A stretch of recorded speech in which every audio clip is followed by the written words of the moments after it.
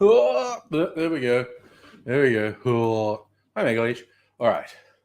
Just getting. Ooh, what the fuck was that? I clicked on the wrong thing. All right. Just getting ready. Getting the drink ready. Where's my orange that I was using for garnishes? Gosh darn it. Oh, there it is. Sorry. I'm not as organized as I should be because I got determined to unload the dishwasher, then put a new load in before the thing. And I was also determined to watch an episode of The Sandman, which gave me about 15 minutes to do the dishwasher and get ready. Which, I mostly did. I did okay. Garnish. My cherries almost all gone. There's not many left. Nobody panic. I've got a second jar. It's just important that you don't panic, okay? Hello, Dr. Abigail and Salumi. Oh, yes, Dr. Abigail, definitely. When there's a bigger crowd to appreciate it, show off the new gin. Yes. Salumi, this is... I don't think this counts as a spoiler, but Dr. Abigail, who never read the comics and has been watching Sandman, said, were the comics as gay and horny as this? And yes, they were. Oh, yeah, Dr. Abigail, I watched the Serial convention just before. Just like the comic. Actually, no, there's actually quite a few differences, but the whole Serial convention is a thing that happens in the comic, and it's pretty cool. All right, I'm going to pour myself a clarified cocktail. Yes, silly me, you know it. Gay as fuck. Yeah. So...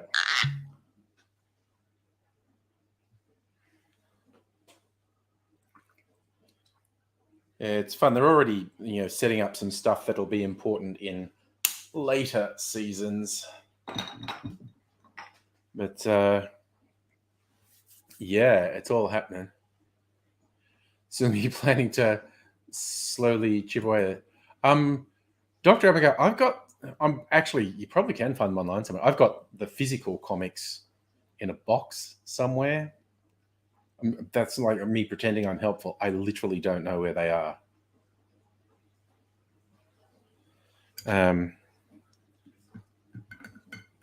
But I do have them somewhere.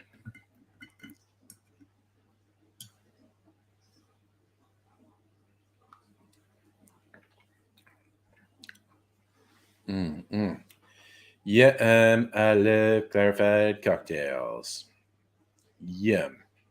I just arbitrarily... this one, that's like still 2 drinks in that. And I made another one. It's like almost a full bottle. Just because I can. It's actually because Mrs.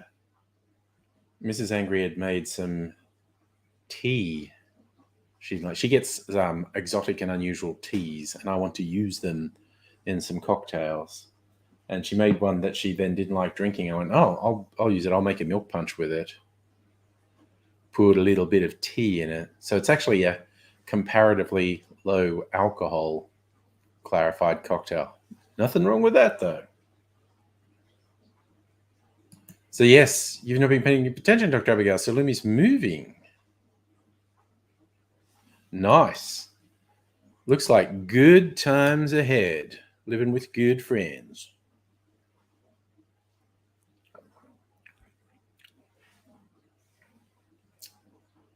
All right, very much enjoying my clarified cocktail. Well, that's a fine combination, Salumi. Gay, creative, and chaotic. What's not to love? I noticed the word boring wasn't in there, so good going.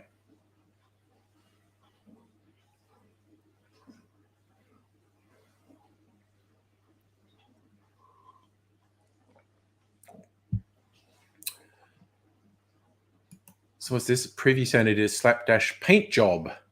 Definitely have to repaint it because it looks like a mess. Ugh. Oh, that looks like you're actually excited at the idea of repainting. You want to paint it your way? Paint it gay, I suppose. Seems like the sort of thing that would happen. I'm definitely gonna. I'm not going to be able to resist having some of the clarified cocktail I'm just making now. I'll show it to you. It's just over here. There's a little bit still to go through, so it's almost a full bottle. So it's like 700 mils. So it's like 7 cocktails. Ooh, lots of curd in there because I used 200 mils of milk. So yeah. So out of that, half of it's not alcohol. It's the tea. It's 200 mils of tea, and I use 200 mils of milk. But that doesn't all go through because it separates into curds and whey. So about half of that is not alcohol. And I don't know how good my webcam resolution is going to be or how much. This is the one I had, which is very light. This is the one I'm making. I think you can see the difference. It's like very light. And this is pretty light, but it's just a little bit more amber. Beautifully clear, though. I love the clarified result.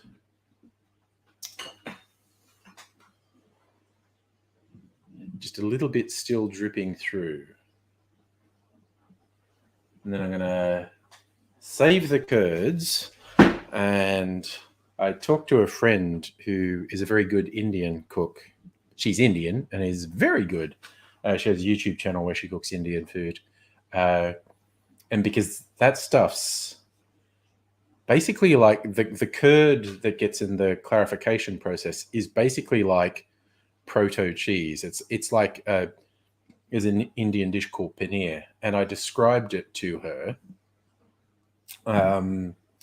and said, "How can I do it?" And she gave me one recipe to turn it into a savory dip, and another one to turn it into a sweet dip or spread. She's like, you make this sweet one, and it's good on toast. It's good on crepes. So I think I'm going to do that. Dr. Abigail, if I love the clarified results so much, why don't you marry it? Because I don't believe in marriage, so I'm just going to have mouth sex. I'm going to have mouth sex with my clarified cocktails because that's what it's like. Mouth sex. It gives my mouth a lot of pleasure. So you're going to paint it nice, lovely colors, hang stuff on walls. Nice. Can't wait to be able to wall mount a TV, have a bedroom landlord. It isn't landlord off-white. I have to admit, most of this house is landlord off-white. The door panels here in the kitchen, I suppose they're a faintly peach color.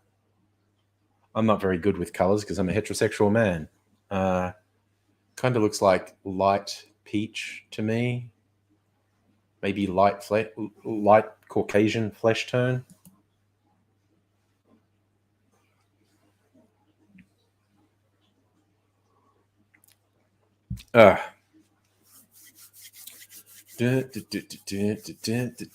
So, hey, raise up, man. How's it going? We're all cruising into a Sunday night. Excitement plus. Underso. Yeah. Is it exciting? Is it exciting? I don't know. Light Caucasian skin color. Actually, honestly, it's probably a healthier skin tone than I have. It would like my skin tone if I got a bit more sun. I think I'm paler than these. But yeah, it's a faintly peachy, fleshy color.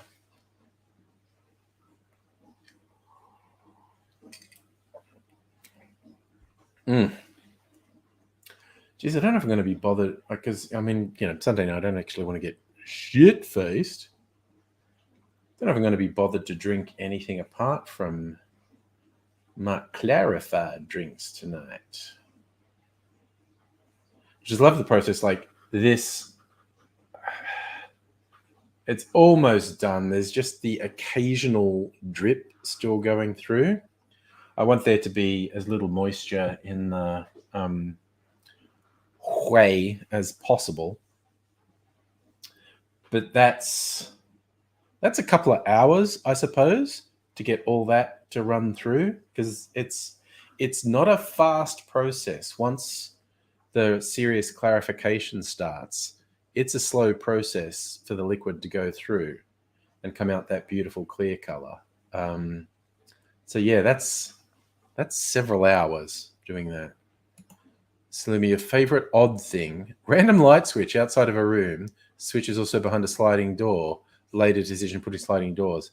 There is ridiculous light switch placement in this house.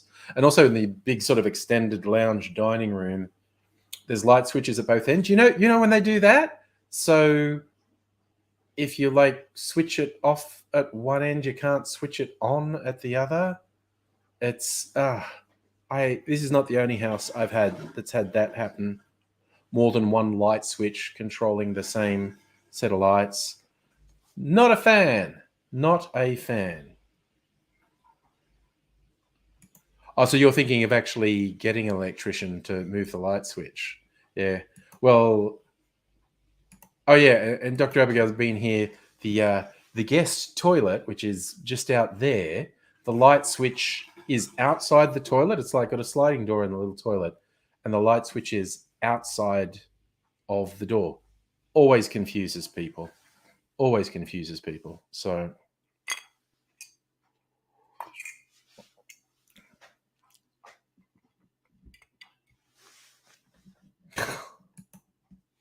fans have switches too, Dr. Abigail. I am not enamored of that sort of light switch. As you're saying, I might be in love with my clarified cocktails, but I am not sharing any intimacy with those light switches. Yes, and that's the thing, Mega Leech. With a right cross circuit, you can switch either one on and off. But then you get the thing where flipping it up on one is on and it changes. That's just annoying. This one has one where they obviously haven't done it right, and you switch it off and on at one end, and then switch it off and on at the other end. But if you switch it off at one end, you can't switch it on at the other one. Whereas the other one, if you switch it off there, it will switch on at the other. So it's like one's a master switch, and the master switch is further away from the part of the room where the light. It's just dumb. It's fucking annoying. So Sulimi, you're getting an electrician. Other things anyway. Okay, wiring for non-functioning floodlights. Yes, I could see not electrocuting yourself while gardening being positive. Put that, if we have the two columns of the pros and cons of the house, you can have we'll start off with cons. Dodgy wiring might kill us, and after 6 pros, once it's fixed, we can garden with a reduced risk of being electrocuted. It's like life, really. Ah, goodness gracious me. And we're actually doing okay, apart from one light fitting with the overhead downlights here being fucked, and I cannot work out how to change the bulb. which is possibly A, because I'm an idiot and I'm just unfamiliar with it. But I looked at it and it seemed like I was able to do this thing and you get the whole light fitting comes out. Okay, well, there's a globe. And it seems like the globe is screwed in. And I don't want to be playing around with a fucking screwdriver in an electrical socket. So I just left it and changed the lights here and used different lights. There were 2 sets of lights in the kitchen. Where Megaleech did the thing that he realizes something really basic on a thing of mine that he hasn't even seen, and I've had it for ages and haven't worked out this basic thing, like the password being on the bottom of the router. And this one, the lights, which used to point straight in my eye, that looks like you can move them. And I went, oh, yeah, it does look like you can move them. And you can move them. So I moved them. It's a thing. It's just a thing. And yes, Megaleech, thank you. Even though on one level I act like it's frustrating that you realize things that I should have realized straight away, I appreciate it.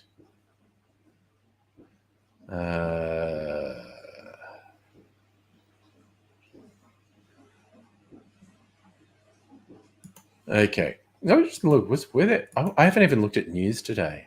Is there any interesting news today? Oh God, yes. Tensions between China and Taiwan. Oh God. Oh, this is the best. The fallout from the John Barilaro bullshit in New South Wales.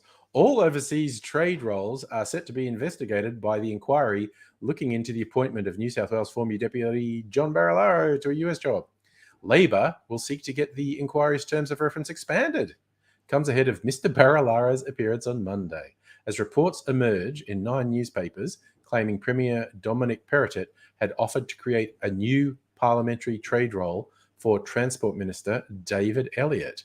The report also claims the Premier spoke to Mr. Elliott about the Agent General position in London as compensation, following manoeuvres that could have seen him removed from cabinet. But that didn't happen. Hot damn. It's just like they're so blatantly corrupt. It's hilarious. Oh God, Slimmy, packing books is always a friggin' drama. I made the mistake once, back in my youth when I was moving, when I was at uni. I probably had less books then than I have now. But anyway, I got this one really big box and I went, I think I could fit all my books in this one box. And that would be cool. I could just move them in one go. And big old box, books, all my books fit in. Big box, all my books. And I went, I'm a genius. It worked. Now I'll move the box. Because it weighed a fucking ton. Like, without exaggerating, it probably weighed well over 100 kilograms. Like, way. Like, I couldn't move it. It's probably a couple 100 kilograms. It was ridiculous. I only did that once. All future moves, it was books go in a succession of small boxes. And yes, Megaleech, paper is wood. Ray, you reckon same story, different days? Yeah. Well, this Barilaro story's been going on for a while. Fucking hilarious. Hikers rescued after night stranded in the Blue Mountains. Ooh, that would have been cold.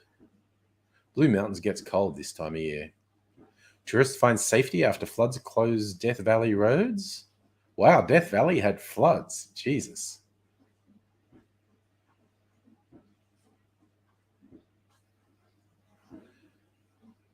Anything else fun? Victorian government refuses to compensate residents locked out by border closure despite ombudsman recommendation. Yeah. That's not that surprising. Oh, no. Oh, okay. Sorry. Exciting news. This is actually big. You can now play Lee Carvalho's putting game from the very early episode of The Simpsons. Oh, it was actually, this is from 2020.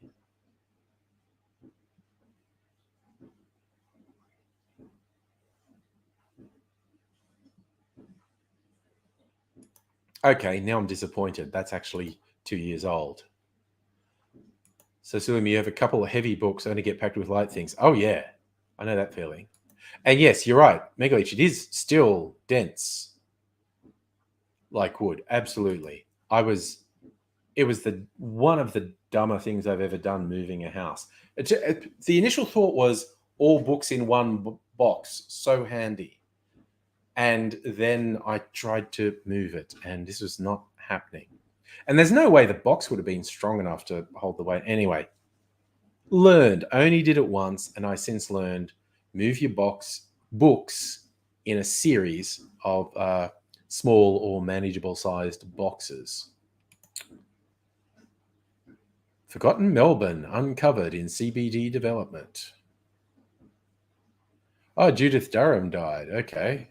Lead singer of the Seekers, for anyone too young to know. Ooh, man dies in police custody after crashing through a fence in Preston. Dies while being restrained by the police. Well, that's a pretty permanent form of restraint right there, isn't it?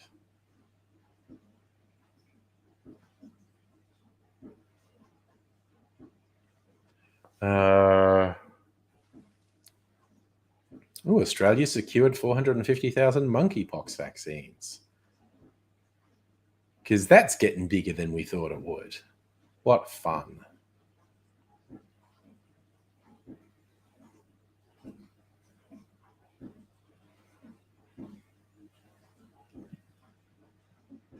It's redonkulous. Hey, nobody. Actually in Melbourne at the moment. It's nice of you to pop in and say hi. Oh, yeah, textbooks are dense in more than one sense. No, Dr. Abigail, I think Judith Durham just died because they're talking about a state funeral. I didn't open the story. I shall consult the story. Okay. She died on Friday, age 79. I'll remember Judith Durham for telling Pauline Hanson to fuck off when she was playing I Am, You Are, We Are Australian at her fucking rallies, which again was typical Hanson stupidity because the song celebrates migrants and Hanson thought she'd play it just before, one of her racist hate rallies. Again, people who are not very smart. It was like when Ronald Reagan wanted to play Bruce Springsteen's Born in the USA at rallies, and they did ask for permission, and Springsteen's like, really? Yep, shit, go for it. You want to play the song that is actually about how the US fucks people over? Yep, do it, man. And then there's the people who are suddenly upset when they find out Rage Against the Machine are political. It's like people who have obviously, clearly, never actually listened to a single Rage Against the Machine lyric. I mean, what machine did they think they were raging against? A toaster? Okay, so she had a stroke a few years ago. Nope, just died on Friday. So she's going to get a state funeral. She is a figure of some cultural significance.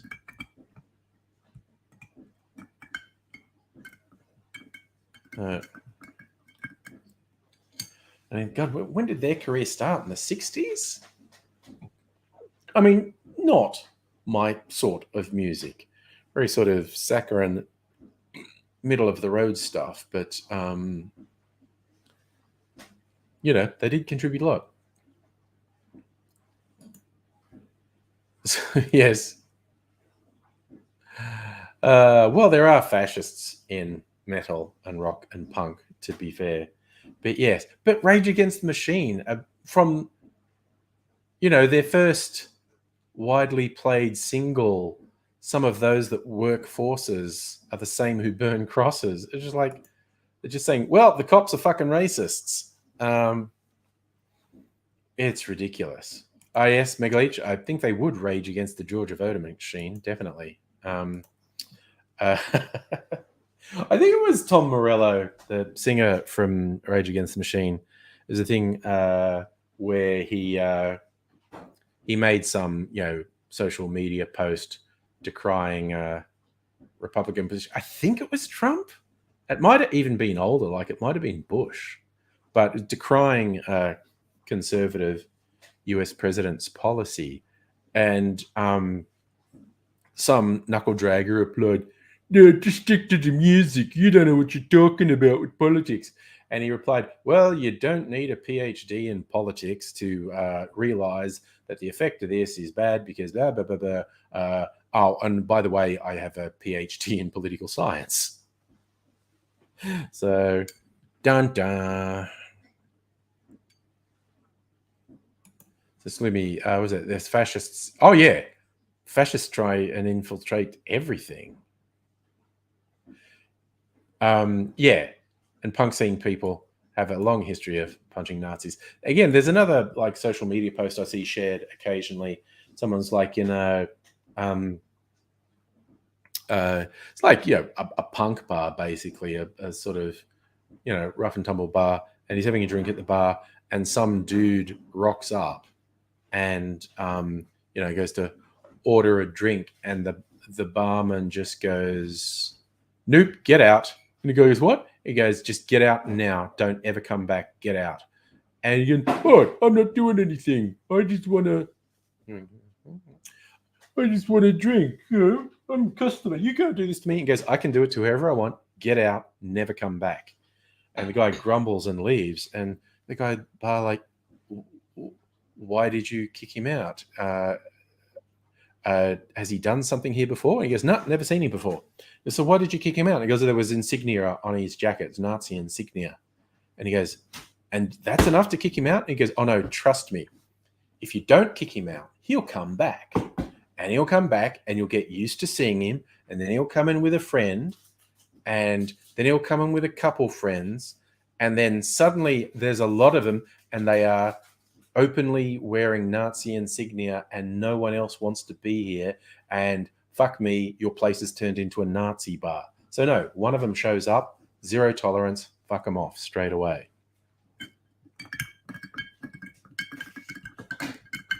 If you're in the scene,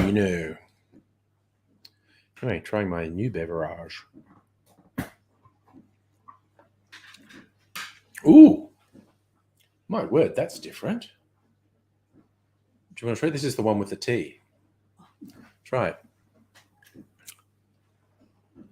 Completely different to the other one.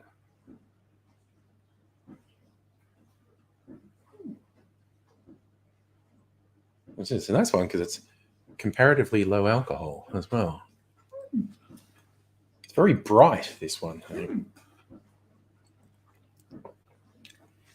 I think I can taste the tea in it, actually. Yeah, definitely. Very interesting. It's taken you get like the harsh tannins with tea, and it's a specific thing milk clarification does. The fat molecules in the tea actually like bond with the tannins and keep them out. So this tastes like it's almost like tea with a slice of lemon in it. That's really pleasant. I mean, I probably prefer the other one just with the really fruity flavors, but variety is the spice of life. And I like to do things that are more than one thing, if that makes sense. So it's good to have a bit of variety. And that drink is what we call shelf stable. So I don't even have to refrigerate it. And like I said, that's about 7 drinks in that. So it'll be hanging around for a little while, seeing how we go. But the spice of life is spice. The spice must flow. Good. Speaking of which, I haven't even heard a rumor of a second June movie, like when it's going to come out. I mean, they're obviously doing it because that was the whole thing. Okay, now I want to look that up.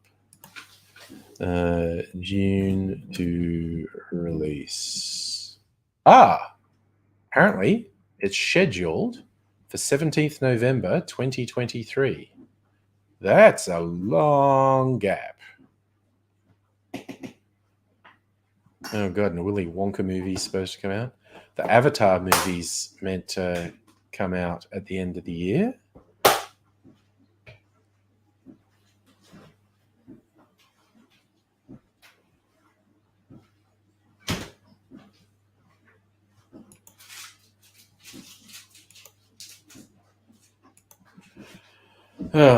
Movies, hey? What did we have? Oh, there's an adaptation of Persuasion, the Jane Austen novel. It's on Netflix, and it's very heavily influenced by Bridgerton, and some people reckon also Fleabag, but so heavily influenced by Bridgerton. It was fun. We watched it date night last night. Very light, very entertaining. It does the Bridgerton thing of casting non-Caucasian people in a lot of the roles, which is a fun thing to do. Oh yeah, no, absolutely, Salumi. So not the story. It's like the concept of the book of Persuasion is the starting point for the movie, and a lot of the language, like they deliberately using a lot of internet speak in it, which was funny. Depending on your personal preferences, it was either funny or stupid. I found it funny. So yeah, a lot of the jokes were actually jokes about internet people as opposed to jokes Jane Austen would have written.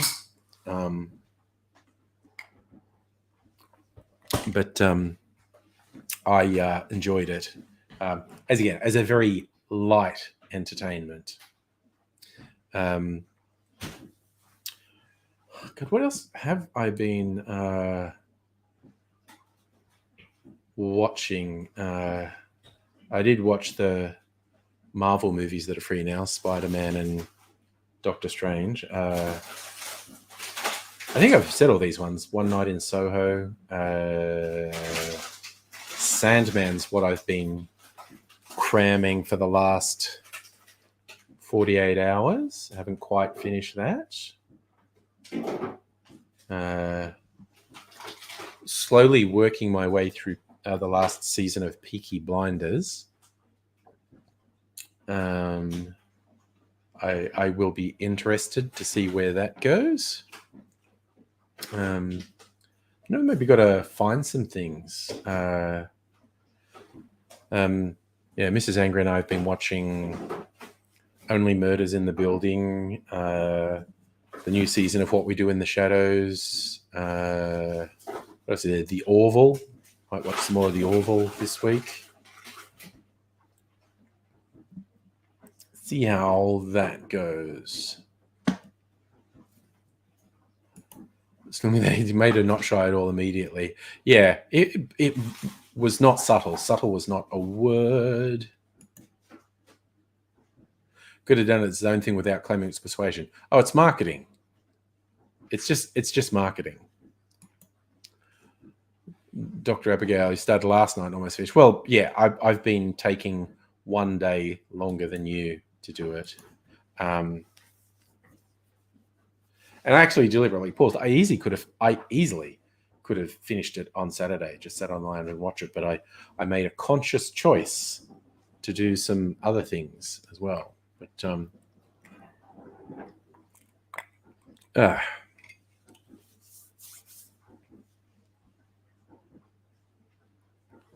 God, I was thinking it because I went over and saw Dr. Abigail today, and we did some booze shopping, and saw this amazing thing that I was very tempted to get, but didn't. But I might in the future. It's little I don't know if it's just a pump action spray or a pressurized spray thing of argon, which is a gas which is heavier than air.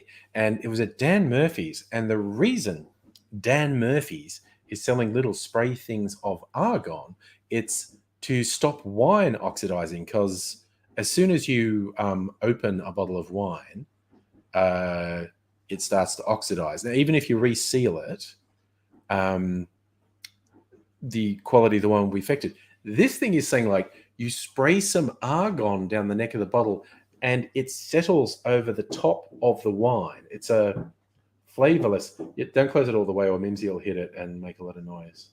Thank you. The idea is it settles over the wine and forms a barrier so the air can't get to it, and it preserves your wine, which is pretty wild. Icy Saracen. Happy birthday to you.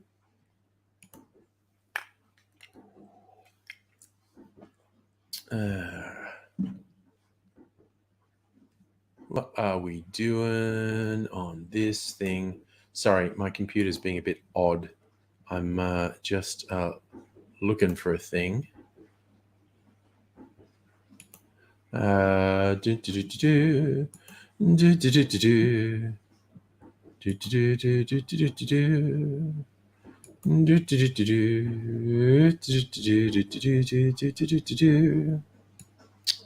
Okay.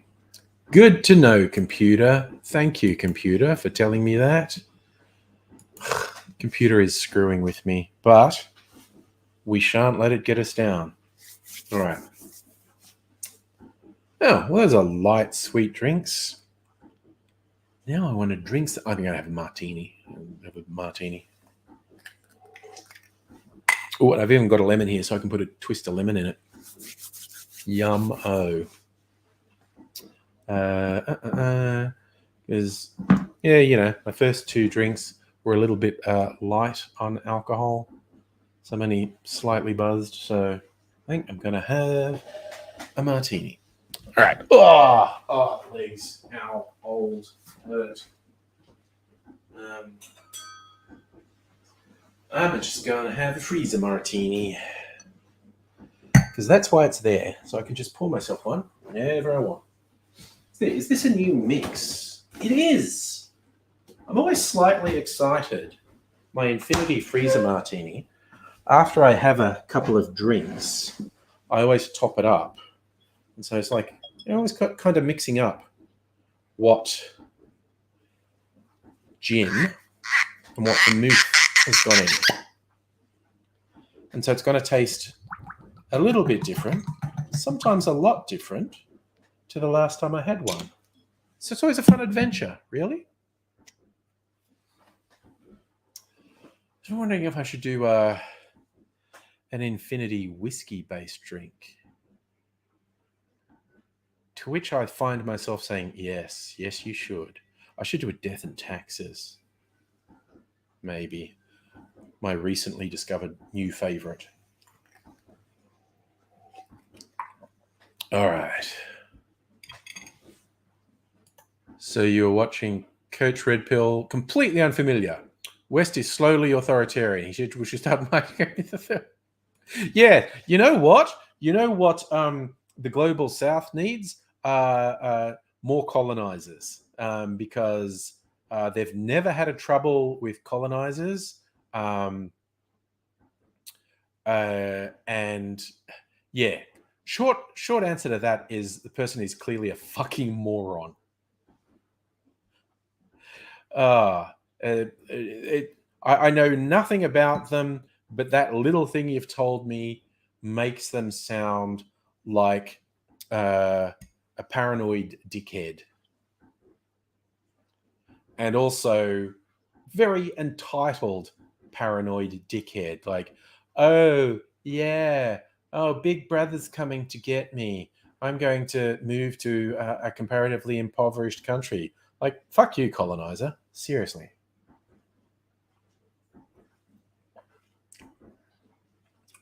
Well, that's right. Oh, man, that's good. Oh, I love the martini that runs through a bunch of different flavors in your mouth.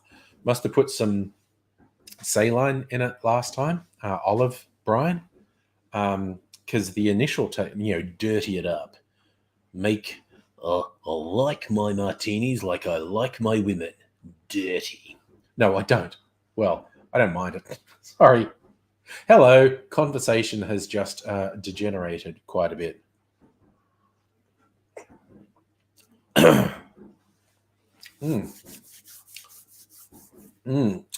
Yum.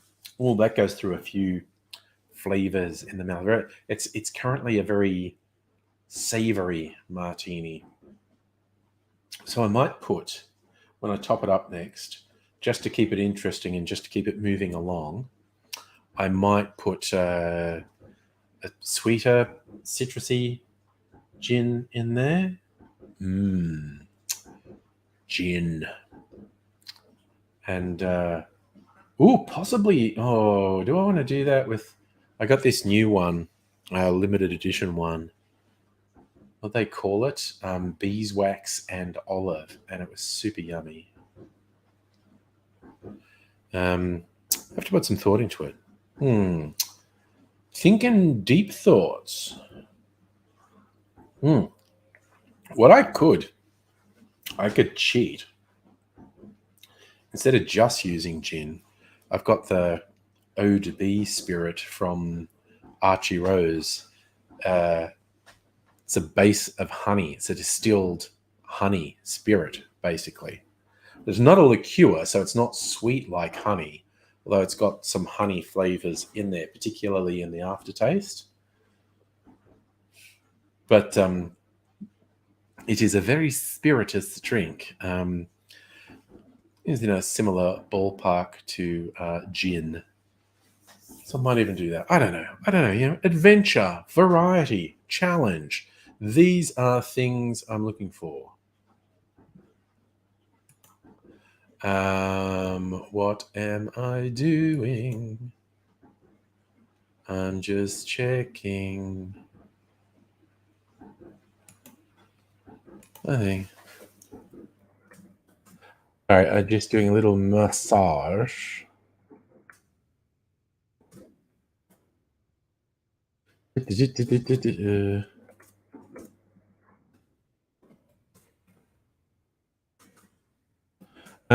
Sorry, this is really thrilling content as I type this out. My brain won't let me talk and type at the same time unless I say out loud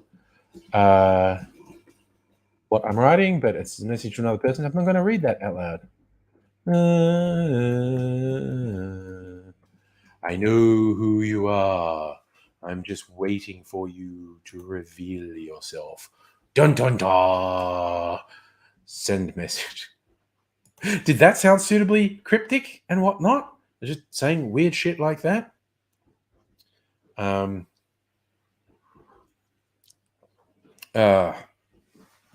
Life's a riot with Spy versus Spy. That's a Billy Bragg album, isn't it? Weird shit being remembered from my youth. I'm sure that's Billy Bragg's second album.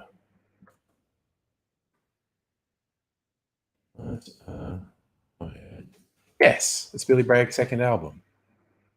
Weird thing that just kind of popped into my head, and then I wasn't sure what it was. Because that's the way my brain works. Random things pop in and out. It's really fun. I had it's not really experimental, but a psychological counseling technique, because Mrs. Angry is a psychologist counselor, and she regularly uses a technique known as EMDR. I've got I used to have the little summary thing here on the fridge. I do. I have the little summary thing is just here. Let me get it. Okay. So, EMDR, an acronym, which stands for Eye Movement Desensitization Reprocessing. It's interesting. This is a technique recommended by the World Health Organization for dealing with PTSD. I have fortunately largely trauma-free life, so I only have minor problems. Did a thing where it dealt with someone I was super fucking angry with. And could I go through this and it would reduce my urge to punch this fucker in the head? And it did. Hello, Musical Aviator. Oh, God, Cryo Castle. Holy shit, that place is hilarious. Did a LARP feast. You were the trumpeter who played fanfares. Quite the crowd for bard performance. Oh, nice. Cryo Castle is a fucking hoot. I think, Abigail, you've mentioned going to raves at Cryo Castle, I think. Oh, Megaleech, who am I angry at? No, I don't think you know the person I'm angry at. So this is a very short explanation of EMDR. When a trauma occurs, it seems to get locked in the nervous system with the original pictures, sounds, thoughts, and feelings. The eye movements we use in EMDR seem to unlock the nervous system and allow the brain to process the experience. That may be what's happening in REM or dream sleep. The eye movements help to process the unconscious material. It's important to remember it's your own brain that's doing the healing. You are the one in control.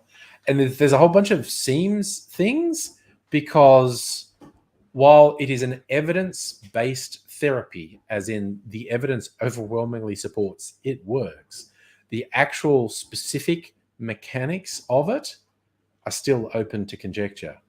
I thought that was you who told me about raves and drugs at Cryo Castle.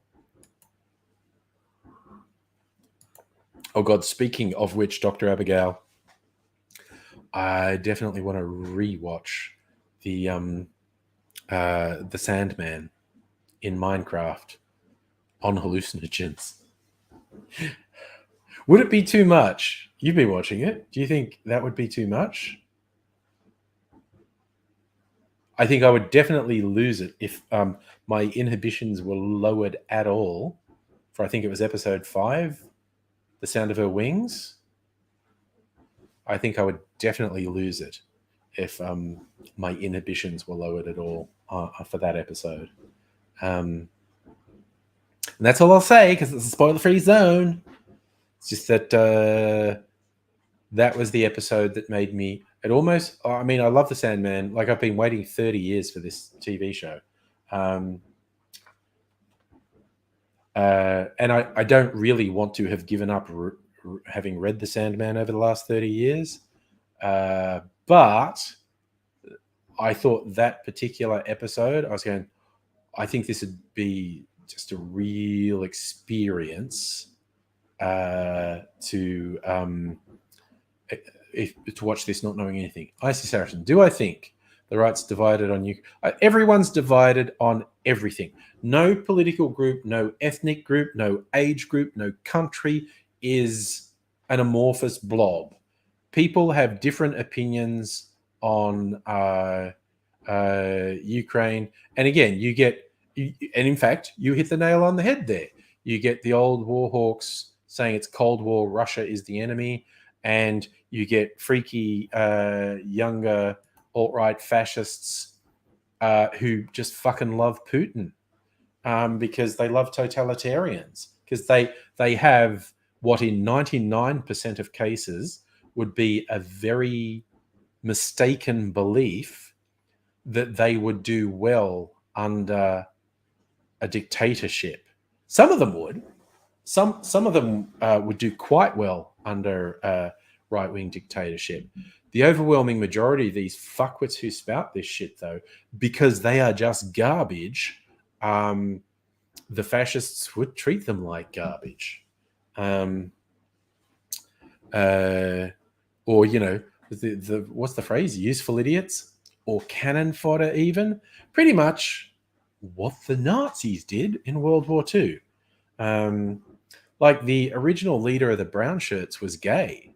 And that was apparent from what I've read. At one point, the Nazis go, "Oh no, we don't discriminate." And look, this guy is a senior. He's gay. They did murder him down the line a bit, but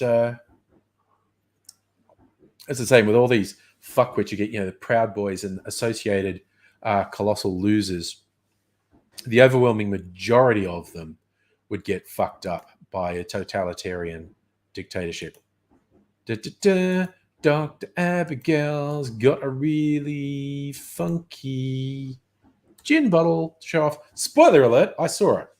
As I mentioned earlier, we did some booze shopping today.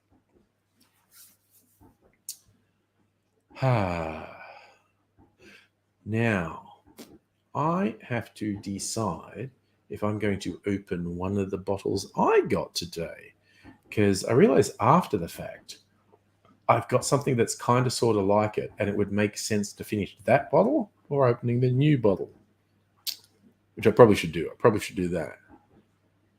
And it's where I decide if I'm going to have another alcoholic beverage. I kind of think I might. But we shall see what is. Oh my God, what is that about?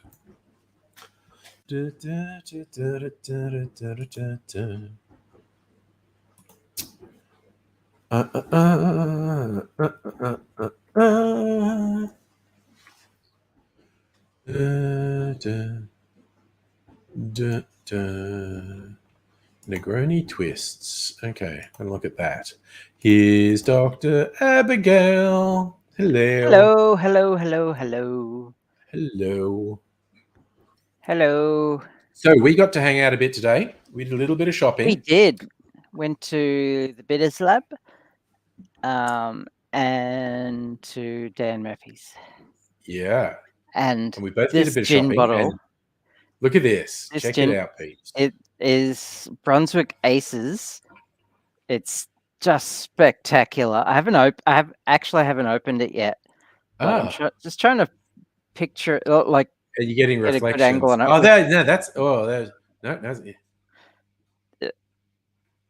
Brunswick Aces. Yeah. So I'm assuming the distillery is in Brunswick. Well, it's in Australia, that's for sure. Now I'm going to look it up because it never occurred to me to look it up. Yeah. Hello, Megaleech. So yeah, it looks like a perfume or a cologne bottle. There's nothing on the back, like it's like everything's on the side, just because it's to give the print at the front a chance. Otherwise, it would look confusing. But okay. So a side note, that's a standard 40% alcohol gin. We did note they had some in Dan Murphy's that was 0% alcohol. But I looked them up. What is the point? They actually have a bar that is a non-alcoholic bar. They serve over 100 non-alcoholic beers, wines, and cocktails. Okay, I'm trying to open it, but it looks like the label. To check out one time. The label you have to actually like cut into the label to open it, which is a shame. Or peel it off, which is odd. So I'm going to get a pair of scissors. All right. So they are in Brunswick and they do okay. tours. But yeah, very interesting. Their bar, they have a bar, and it sounds like, I don't know if they only do non-alcoholic drinks at the bar, but they have over 100 non-alcoholic drinks that they serve. So I'm not sure if you can get booze if you want it. One of my exes is a recovering alcoholic, and that sounds like the perfect place to take her. Yeah. It's actually not the only place in Melbourne that specializes in non-alcoholic drinks. So the lid has the cork in it. Oh, that's cute. But apparently it's also the measure, like if you look at it's got measurements on it. Yeah. A label on it, and it's got measurements. So you can actually use this to measure out drink. right, yeah, because it's separated off there. So what are the measurements on it? Yeah. 15 mils, 30, 45, and 60 mils. Yep, those are the basic measurements you want for making cocktails. Yeah. And yeah, the cork stays in the middle to give you the measuring Yeah. reservoir. And, Neat. okay. Oh, I can smell it. It smells really nice. Oh, it actually smells a bit like perfume.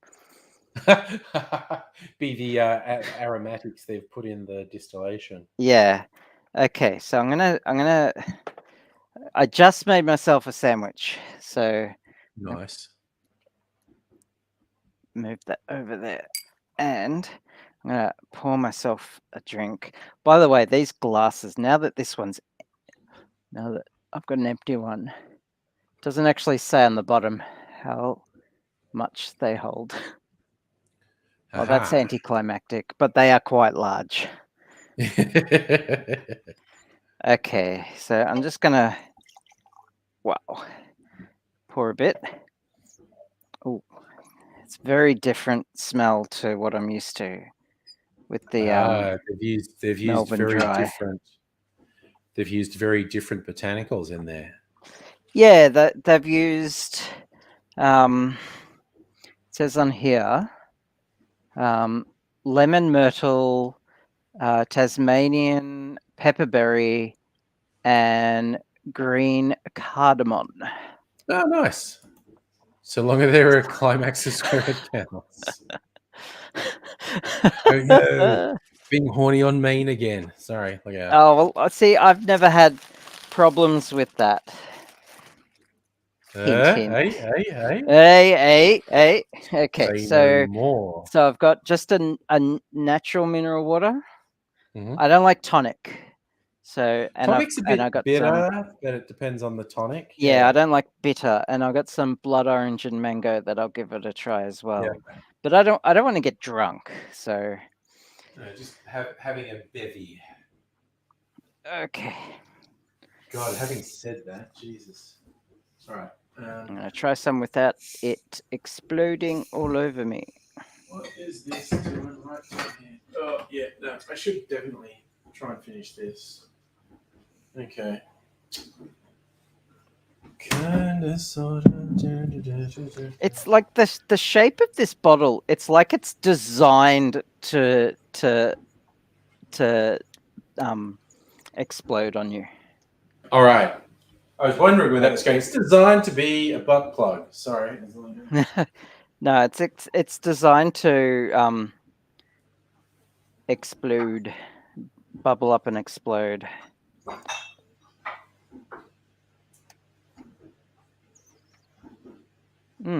That does smell.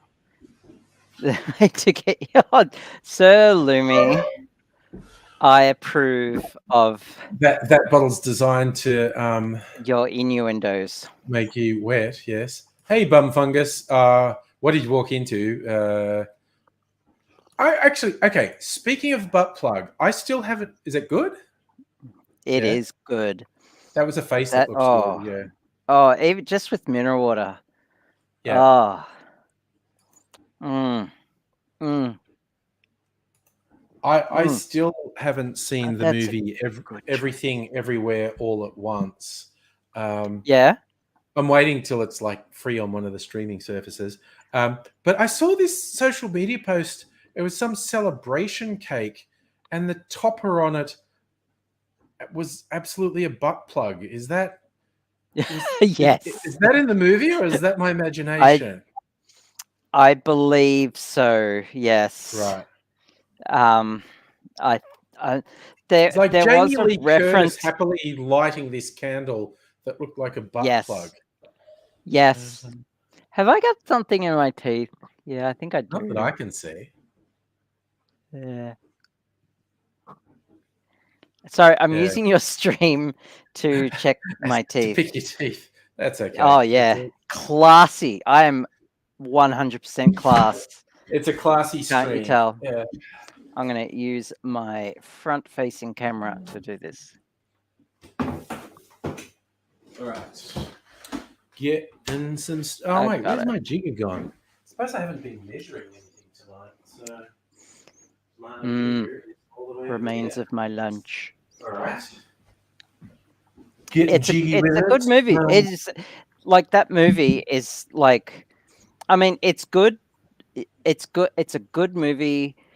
And it's a surprisingly good movie. Yeah. I've only With heard a good things about it. surprisingly good ending. Like it just like the And premise you get the Yeah. premise, but then like it. I won't spoil it, but yeah, no. But it's also really because enjoyed it on so many it's levels. an original premise in this world of remakes and comic book movies. It's actually not. To Oh, be okay. No, I honest. get what you're saying. It's a multiverse thing, but what I mean Yeah. is, it's not. Original premise was the wrong thing to say. Original story is.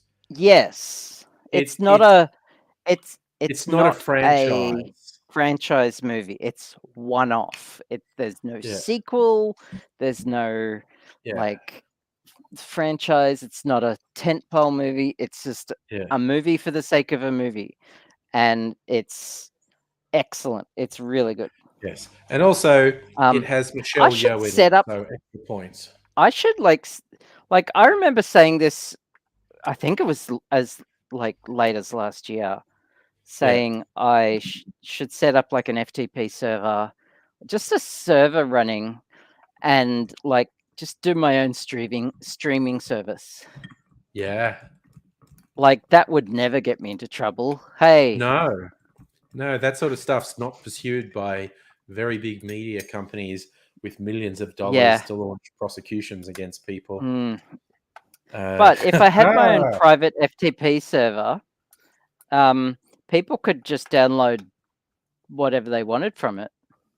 Yeah, you'd probably want to work in code, like the people who you're letting don't call the file names of course. the movie, and just tell people 11111 is this.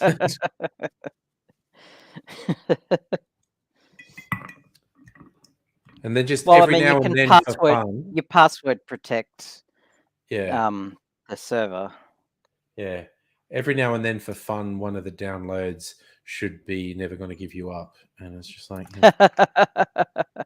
and because I don't have a static IP address, so even if I gave someone the IP address, I would never register it as a domain, but and people would have to log in via the IP address. So yeah. Even if I gave someone the IP address, it would change eventually. So you'd have to like maintain contact with me to get new IP addresses as they come. Cheers to that. Cheers to that. And when you're rickrolling people, it has to have the opening credits of the movie. Like the movie has to start playing, and then right after, XYZ Pictures presents, then it's like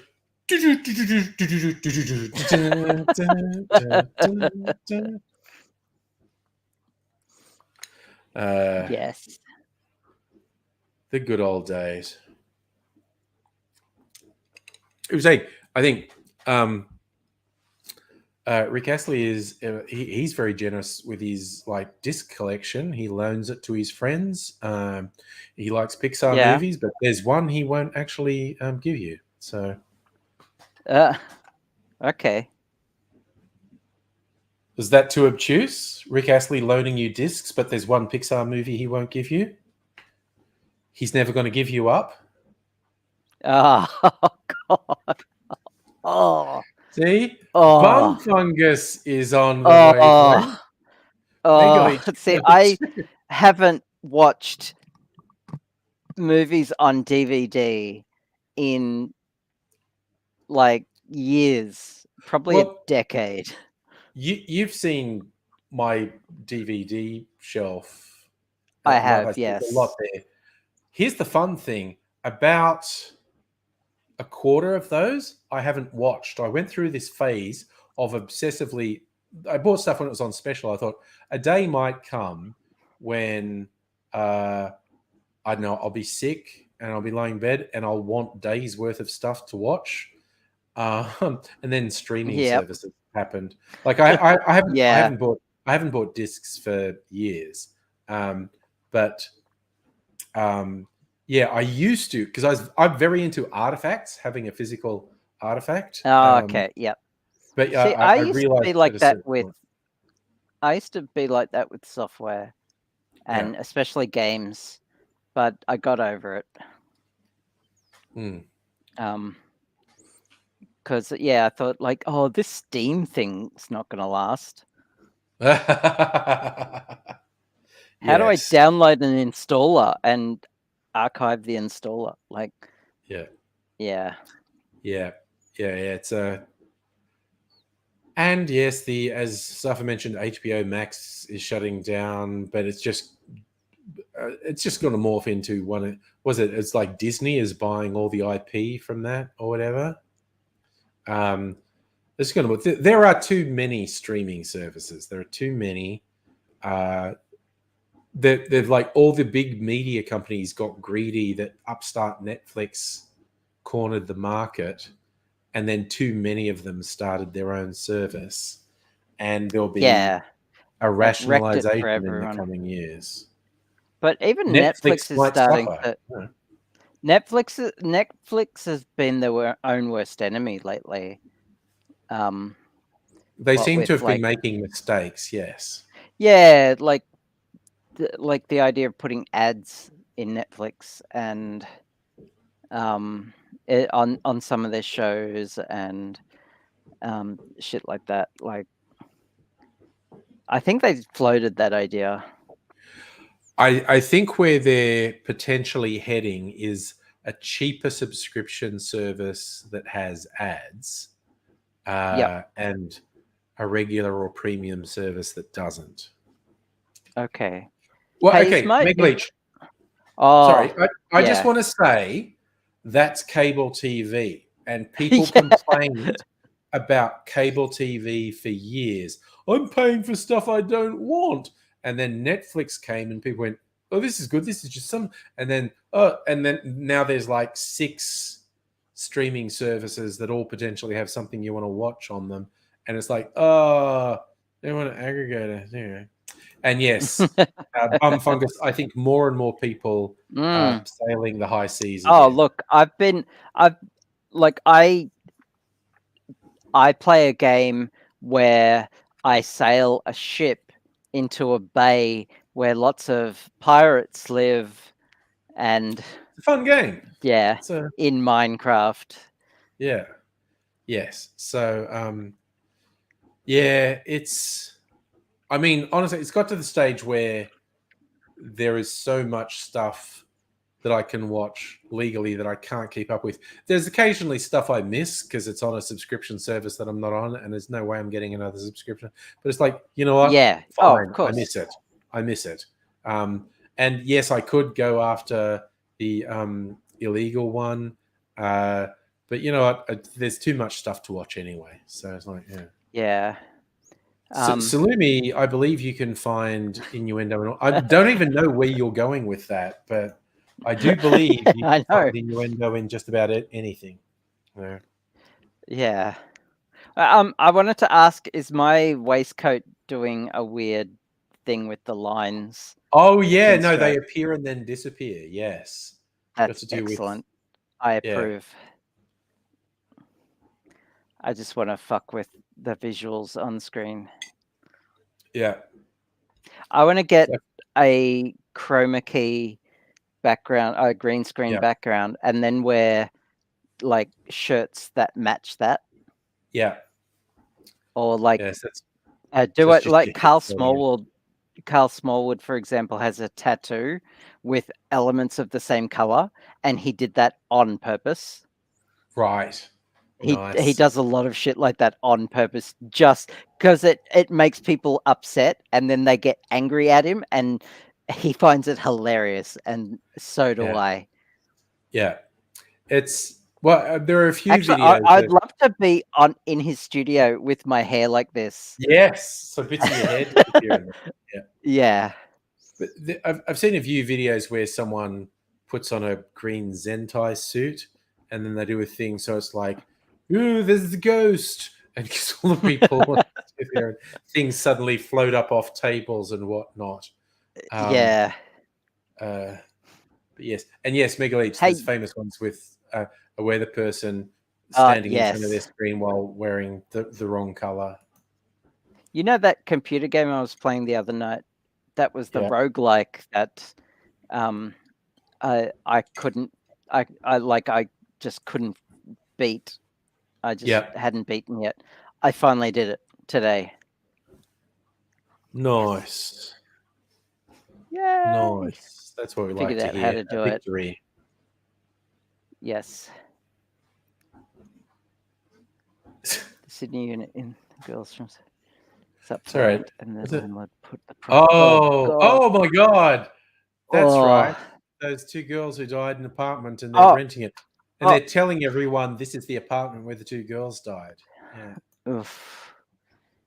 I recently watched The Dropout, docu-series, TV documentary TV series based on Elizabeth Holmes and Theranos, and I find that so fascinating. I find I wanna her watch it now. You story. mentioned it. Yeah. Sorry? I wanna watch it now. The way when you mentioned it to me. Yeah. It's a great retelling based off a book called Bad Blood. Yeah. But having watched it now, all I want now is an OG original Theranos mug. I want one. I want one. An actual Theranos mug or something. Yeah. A Theranos T-shirt or a polo shirt. Yeah. Theranos thermos or something.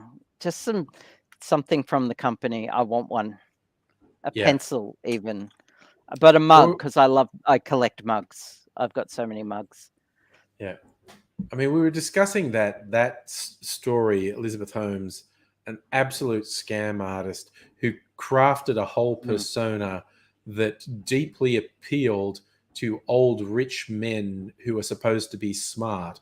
Just like was such a great example of men are led by their dicks, because though none of them ever admitted it, Bill Gates, Henry Kissinger, all these other big names who put money into Theranos, their dicks were making the decision for them. They pretended it was intellectual because, like, oh no, she's so smart, and she built this whole mythology on, I don't know, she was speaking Sanskrit at 3 years old or something, and she did that weird vocal affectation where she deliberately spoke about 2 octaves lower than a natural tone, so it's like a man voice and talking like this. And just because she as you're saying, she crafted herself on Steve Jobs, and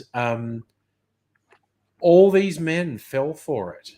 And well, she only needed to get one. Yeah. Because as soon as she got one old man, it snowballs. And like you said before, you scam one old man with old money. They don't want to admit they got scammed because, who wants to admit that? And so they stick to their guns. Yeah. And so she could use that to get more victims. Yeah. Scam more people, and it just snowballed from there. Yeah. Next thing you know, her company's like $4 billion, and it all came crashing down. But I mean, WeWork's another one, a company that's a complete fucking scam. And Mega Leech. Mega Leech. What's that one? Have one of their products that actually works? Yep, only because they didn't make the mug. Yes, they didn't make the mug. They mugs, just branded it. Yeah. Yeah. Like the Siemens blood testing machine they used to test blood instead of their own product. Yeah. It's basically if you can scam a smart person or a person who has a reputation for being smart and they depend on their reputation for being smart, if you can scam that sort of person, you've got it made, because they will take so long to admit they were scammed because Yes. it would ruin their reputation. And the same as most grifts, most scams only work on scammers. Like truly honest people, when they get told this thing that's too good to be true, they just go, this is dishonest. I can't do a dishonest thing. But a person who has a tendency to be dishonest, you can drag them into a scam by telling them it's a scam. And it's like, oh no, we do this, da da da, and we're going to fuck over gullible people and you'll make a lot of money. So the majority of people who lose badly out of scams did it with the knowledge they were engaging in something illegal. And they were seduced into the idea, I'll do this illegal thing and I'll make money. It is actually really difficult to scam a completely honest person because they'll just see this is clearly something dishonest. I can't do a dishonest thing. In other words, you could scam me because I'm an evil, soulless, greedy motherfucker, and come to me with the right scam, and I'll probably go for it. The one and only time I have been victim to a scammer was when I was doing something less than legal. Yep. But it's kind of like crypto. At the start of this year, I got a friend who was a major crypto aficionado, and he was saying at the point when it was at its peak, this is recession proof, this is the new gold, this is the thing. And I went, surely this is a bubble at the moment, surely it's going to go down, it's at a peak. And he's gone, oh, but who can tell? I'm like, sure. It's like, lost 75% of its value since then. But anyway, and Hellion, hello, Kirsten. Who are we scamming? We're scamming anyone we can, basically. We're just scam central here. I got to show Kirsten. Oh, yes, this gin bottle you got. It's pretty wild. Brunswick Aces gin in this bottle that looks like perfume bottle. And it smells like perfume and it tastes like pink. It's like pink. Nice. It does. It tastes. Oh, you can certainly taste the essence of pink in it. Nice. The pinkiness. It's probably the strawberry. Yeah, it's heavy, which is why I put it down. Yeah, it's yeah, it was a member special at Dan Murphy's. If I put my hand over the back, you can actually see it a bit better. But yeah, it looks like now you can see it. Yeah. Bars would bottle. hate that. That would be a very difficult, awkward bottle to pour from. Yeah, because it takes up a lot of real estate. Yeah. And yeah. It's hard to hold. Hello, Ghost Floof. Yeah. Ghost Floof, you love the name. It goes back a long way. I'm like Ghost OG YouTube. And I invented the persona about 17 years ago. Cheers, Ghost Floof. Love the name. It is a good name. Yes, Kirsten, we saw that. Yeah. Dan Murphy's had the non-alcohol version too. Yeah, non-alcohol. Sorry. Yeah. Hard pass. Yeah. Oh yeah, bum fungus. You could scam pretty much anyone in the New South Wales Liberal Party real fucking easy, and the Nats, because they are rampant fucking criminals. But yeah, it's basically the more criminal someone is, the more likely you're likely to get a scam. But don't do it with serious crims. I still remember a really chilling conversation I had about 25 years ago with a dude who was full on mafia because someone was trying to get him to invest in something. He said, oh, look, these guys, these stock market guys, they're saying this thing, there's this thing. And it was basically a scam. And but it's like, oh, but we can exploit it and we'll make money so these people don't make money and we'll make some money. And the guy who was very smart, who was thinking, I have a plan to stop these people from ripping us off if that's indeed what we're going to do. But we need someone with capital. I went to this guy. He was fucking mafia. And so we're looking at him and explained the deal to him and went, and this guy just went, yeah, it's a scam. They're just going to take the money.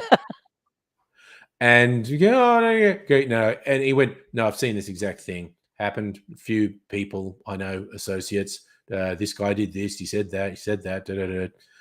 All the money disappeared. And then there was just this briefest pause, and they went, anyway, he's dead.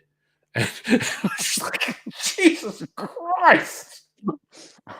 The way he said it was just so deadpan. He went, yeah, no, he did this. He did this. All these people got involved, and he stole the money. Anyway, he's dead. Anyway, he's dead. Like, okay, casual. Hell. And so I'm just sitting in this room going, really? But I ended up having a couple conversations with this guy, and he liked me, and I'm like, yeah, no, buddy, I am not gonna work with you. But he had a problem, like, because he was he was like literally Calabrian mafia and doing international drugs. Talk about shipments getting, and again, this was just my analyst mind. I was literally with these people helping them with some internet and tech stuff, and this guy was explaining a problem where some of their drug shipments were getting intercepted by the cops. And he described the situation, and my brain just went, okay, obviously you've got a rat. And also, you know that you haven't said it, but you're a creepy hard man and you obviously know it. And I instantly thought of a way to catch the rat. And I went, I'm not saying a goddamn thing because you'll kill them. I don't want to. Yeah. Ghost Floof, who's getting sober? You or me, pal? Was it you went the wrong side, middle of South Africa? Asked a random bloke, where do the nice guys go to? That's a dodgy question. Where do the nice guys go for a drink, and where do the bad guys go? Never regretted a question for that day. South Africa is one of the places that's had a problem with bars selling illicit alcohol that's not distilled properly, and it's poison, and it kills a bunch of people. There's a few places around the world where that's happened recently. There was one bar somewhere in South Africa where I think it was dozens of people died. Damn.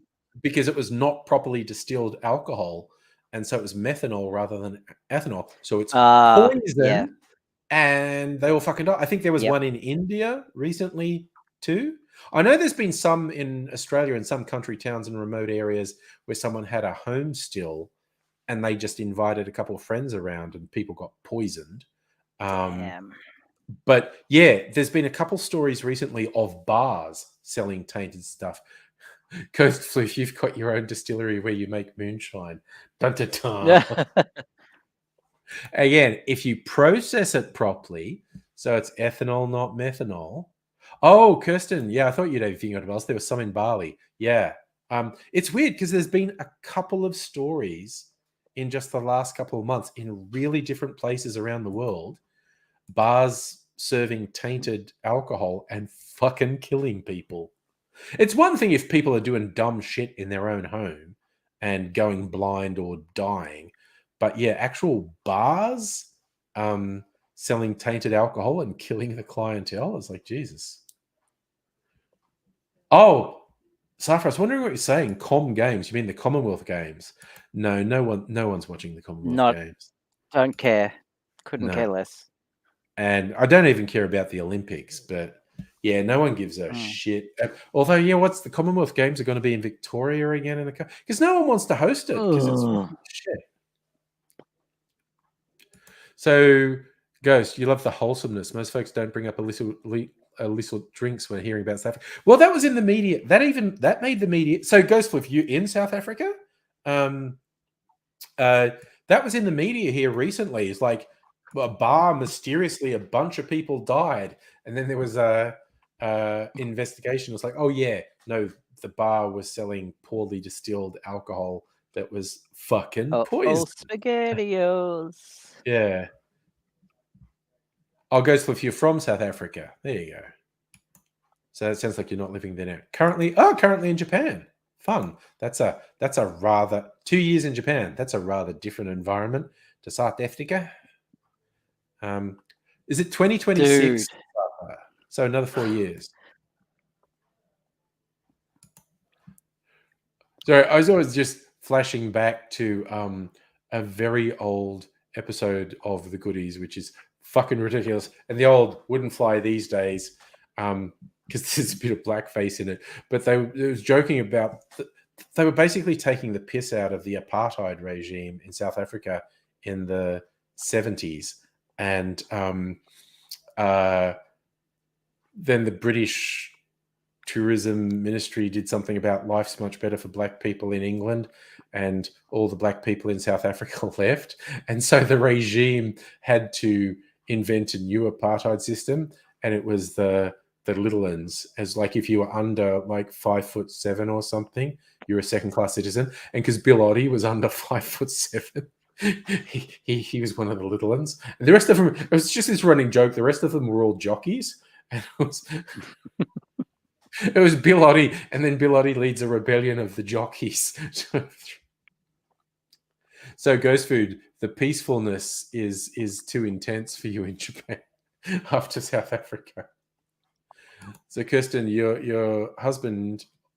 Oh, sorry, no. Okay, the whole story. Brother-in-law is making spirit. The old bloke bought this illegal still off, said to throw away the first. Oh, said to throw it away, but he don't do that. Oh, no. Step away from the hooch. No. I'm sure you explained. Yes, you did. You explained to him that's poison. I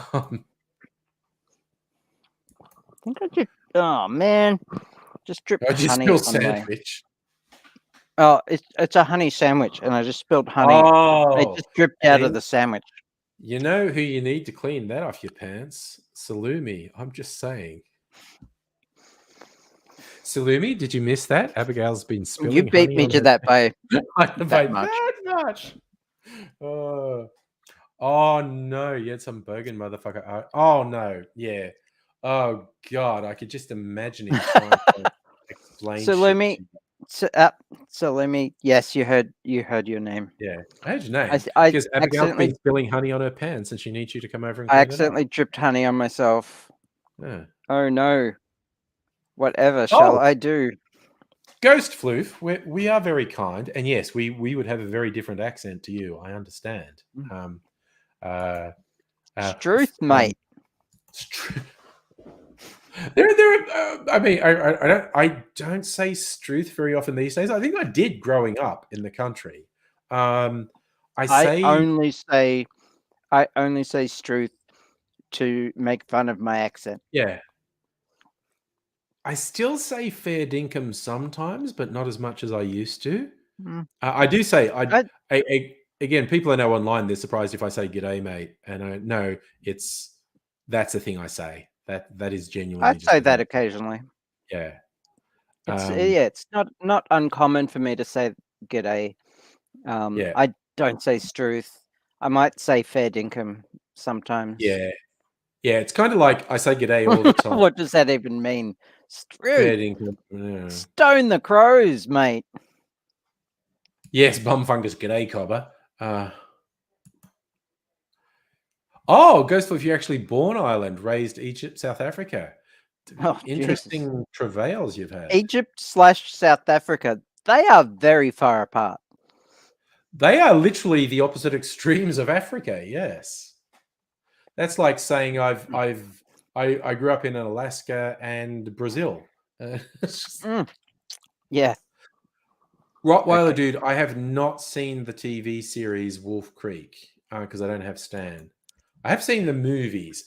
Apparently, John Jarrett had a rental property and he was having trouble with his tenants. And he had to go to court and cop to this. He was apparently he was trying to force these people out of the rental property. And he was essentially playing his character from Wolf Creek to try and scare them out of the character. Okay, A, wrong. B, I don't know what Wolf Creek is about. Oh, he's a fucking serial killer. He's a hybrid of Ivan Milat. And do you remember that British couple who went missing in the middle of Australia and because some rando scary dude had picked them up, and he killed the guy, and the girl ended up escaping. And yeah, so it's just this freako dude who, on extremely remote roads in Central Australia, try and find isolated people and fucking murder them. So the killer, John Jarratt, plays in Wolf Creek, is like a hybrid of that guy and Ivan Milat. The second one, Struth. The second one's okay, but the first Wolf Creek movie is genuinely fucking chilling. And because again, it's just John Jarratt playing this real ocker guy who's just gonna fucking kill you. I've heard my brother use Struth unironically before. And John Jarratt Ghostfloof wants to ask. Ghostfloof wants to ask a question. Not about kangaroos. Ask the most stereotypical question. We love it. Let's do it, and we'll see if we can answer. If it's about drop and bears. I agree, Salumi. John Jarratt needed some therapy. But one of the things his character Mick did, like when he shot someone at long range with a rifle, he just said, "Winner!" And he was like spray painting that on the wall of the thing he wanted the people to move out of. So basically, he was very frustrated with these people he wanted to evict, and so please don't get method actors to play serial killers. Yeah. Stop it, movie industry. Yeah. Stop it. Stop. Yeah. So yeah, he was basically playing his Wolf Creek character to try and scare these people into leaving. And it ended up in court, and he basically had to admit to doing it. Okay, so Ghostfloof, you want to know how we deal with a massive spider? Oh, look, half the time, massive birds will eat them. Yeah. Or you just like most homes have a giant flamethrower. Okay, the most. Or you get a spear. You just The most common one you get in your house is actually completely harmless, but might scare you to death. The huntsman spider. They vary from like hand size to bigger than hand size, and they are long-legged and hairy, and they are unsettling. They are very unsettling. They are not in the slightest dangerous. They are very unsettling, though. The only spider in Australia that's actually dangerous, and no one's died from it since the 80s because we have an anti-venom, the funnel web. And there are various versions of the funnel web up the east coast of Australia. The further north you go, the further into the tropics, the more dangerous they get. But the most populous ones are the Sydney funnel web. Leafy suburbs of Sydney are fucking crawling with this truly horrific look. It's not as big as a huntsman, but it's a truly horrific looking, extremely aggressive spider. Cool, damp, dark places to sleep in, like your shoes. Yeah, shoes is a big one. Yeah. Yes. But again, we have a bunch of venomous spiders. Redbacks, tarantulas, but they're tiny. They're not big. Yeah. They're like this big. Like even tarantulas. Australian tarantulas they hide. They come out. They're very opportunistic hunters. Funnel webs are It's the fucking snakes that'll get you, and the crocs, the fucking crocs. again, Ghostfloof, you steer clear of kangaroos. We won't use the word bless and rain in the same sentence while talking about it. I swear that song is about a guy who is a werewolf trying to cure his werewolfism, his lycanthropy.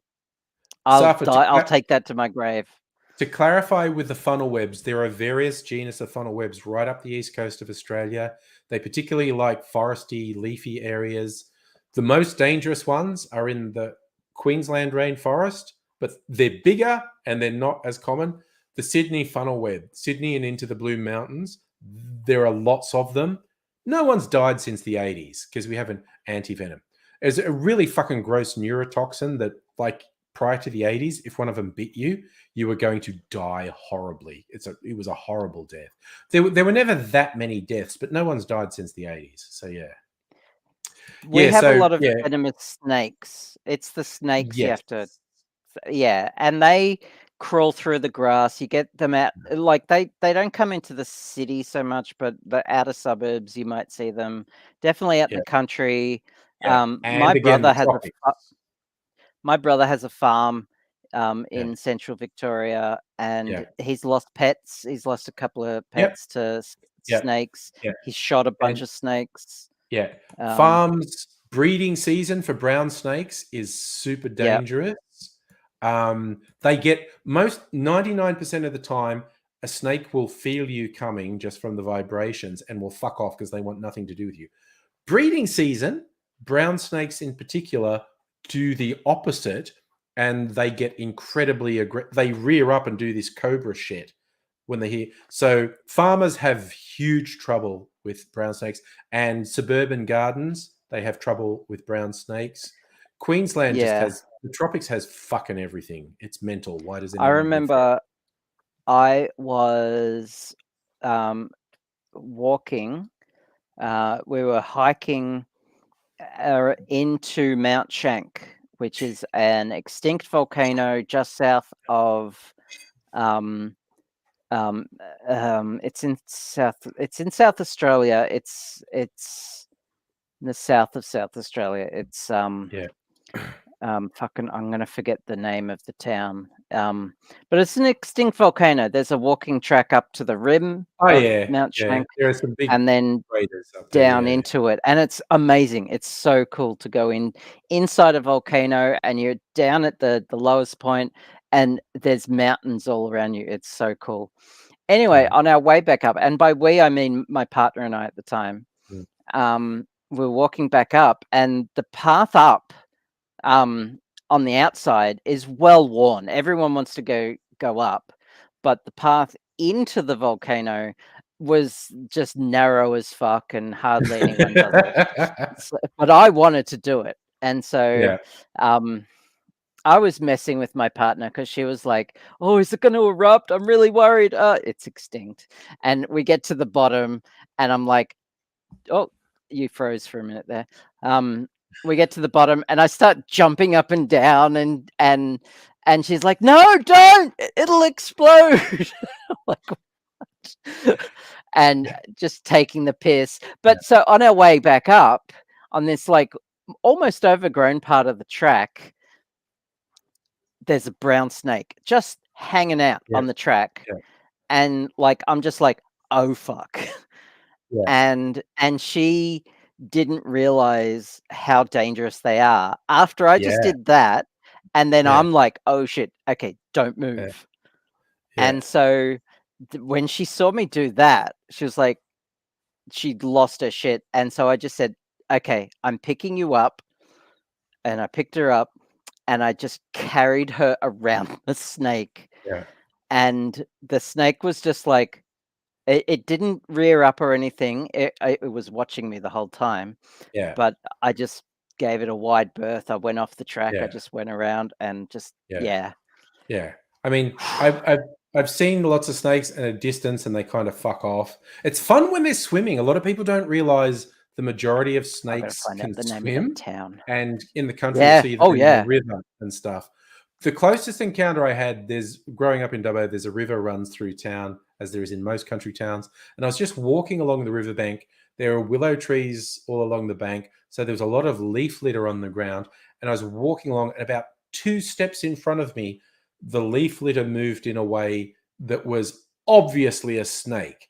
And I was like 2 steps away from it. And there was just like this, and the next thing I knew, I was like doing this, and I was hanging from a tree branch, and I was holding onto a tree branch with one hand, hanging in the air. And it's just because my adrenaline had kicked in, and I just jumped straight up, and there happened to be a tree branch Yep. which I grabbed onto. And then I looked, and I saw how high I had jumped, and I was like, I had no idea I could jump Yeah. that high. Oh It was only yeah. 2 or 3 feet, but I I'm just not a jumped strong vertically. person. I Yeah. couldn't carry her now, like at Yeah. all. But then I could. Mount Yeah. Gambier. It was near Mount Gambier All in right. South Okay. Australia, which is like on the same latitude Yeah. as Yeah. Melbourne. Yeah. Ghost Cliff. I grew up in in New South. South Wales. Saf was asking when's brown snake breeding season? Like most creatures, spring. Spring is breeding season. Oh shit, yeah, Salumi. If you had a red-bellied black at school, yeah, no, they're rarer but way fucking dangerous. It's like the most deadly one that you stand a chance of running into is called a taipan. Same deal. They haven't killed anyone since the 70s or 80s because we have antivenoms. But here's the fun thing. If you get bitten by any of these fucking things in Australia, the big tip is stay calm. Because if you freak out and run around and get tense, there's none of that sort of sucking the poison out because the poison doesn't travel through your bloodstream. There's this bisnoma that you have to cut and suck it out of the blood. The poison doesn't travel through your bloodstream. It travels through your lymphatic system. So if you're tense or if you're active, you're actually pushing it through your system faster. So the big thing, if you're bitten by a snake or a spider, is to stay calm, and you will basically be safe for 24 to 48 hours if you don't move. So if you're with other people and you just go, oh, okay, like I have to stay here and you have to fuck off and get help, you're fine for quite a long time. But if you're by yourself, so essentially you have to walk out of, you're actually in trouble because the activity of walking is probably going to pump the poison through your system. But it's such a funny instruction. If a snake or a scary as fuck spider bites you, stay calm. It's like, yeah, okay. Yeah. Sure. Yeah. Stay calm or you'll die. And it's just like, oh, okay. And Kirsten, I kind of agree with you and your husband. Tasmania is so beautiful. It could be a Tasmania simulation. is. Yeah. Yeah. Safa, never have. Well, obviously these days you can't, but I always would have chosen to not walk on Uluru. I've not been to that part of Central Australia. I've been to the Northern Territory. The furthest inland I went was Kakadu, like Catherine Gorge, which was made famous by that classic Australian movie Jeddah. But again, that's actually for Australians or anyone visiting Australia. That is a holiday I would recommend, the Northern Territory, and getting to do tours of Kakadu and whatnot is frigging amazing. I spent a month in Darwin and we went out and did some day tours while we were there. So we never went as far as Uluru or the Central Desert, but just generally around Darwin, Natural Springs, and you go further into Kakadu and stuff, it's frigging amazing. The peak tourist season is the wet season because there's so much water in the wet season. All the wildlife comes out and it's spread over a really wide area. I went at the end of dry season, and when we did a boat tour around Kakadu, the guide said, look, okay, everyone wants to come here in wet season because it's really spectacular. There's water everywhere and whatnot. But he says, you know what the good thing about coming at the end of the dry season is? Everything's contracted, so all the wildlife is in a much smaller area because the water source is really contracted.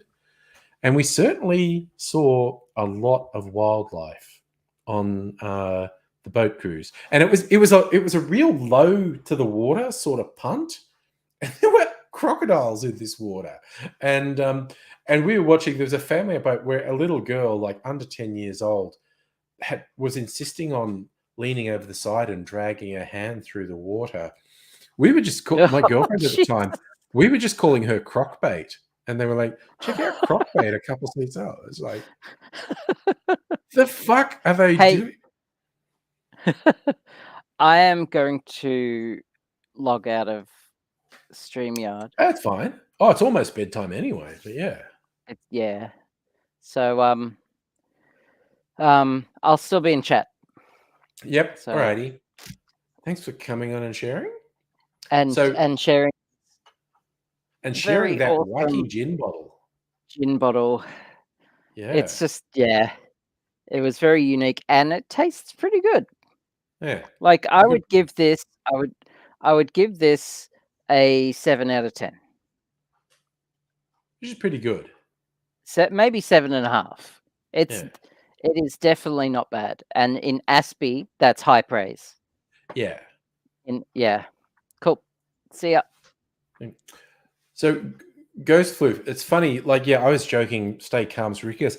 I know two stories though. There was one a few years ago with some surfers, and they drove hours out of the way to a really secluded area for this super special beach, and they go down the beach and they put in their gear on, and one guy pulls his wetsuit on, and there was a fucking funnel web in his wetsuit, and it bit him on the leg, like I think more than once, because they are aggressive little fuckers, and he's like, ow, because it hurts because they've got big fucking fangs. And you can feel the poison. And he saw the spider, and it was a fucking funnel web. And like they had to, like they couldn't even drive to this beach. They had to drive to a remote area, and then they had to walk down this trail for over an hour to get to this beach. So they and there's no mobile phone coverage down there. So they're completely isolated, and all these friends freak the fuck out. But this guy knew the rule about stay calm, and he actually said, "Okay, I have to stay here. I cannot walk back to the cars because that will pump the poison through my system. That would be bad. Um, I have to stay here and be calm. You all have to fucking run back to the car, then drive back to town so you've got mobile phone reception and get a fucking ambulance down here." And it took about 4 hours for the ambulance to get to him, and he was fine. The other one is a very different one. This is a suburban story. A friend of mine, she had this auntie who was a mad fucking hippie. I'd met her. She's very funny. And she was telling the stories like she's working in her garden, and she picked a rock up to move it, and there was a funnel web under it, and they are as aggressive as fuck. And so it reared up like this, and she went, but she was being an old hippie and just went, "I'm sorry, little friend, I'll put it back."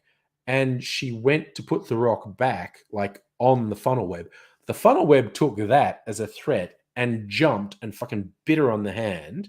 And she went, "Oh, why did you do that? I was going to." So she called a taxi, not because I think she didn't have ambulance cover.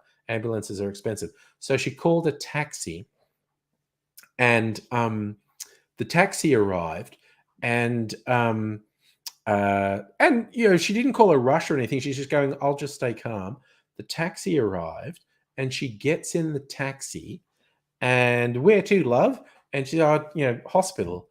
And she goes, "Oh, what's up?" And she held her hand out. And when these fuckers bite you, they put two big fucking holes in you.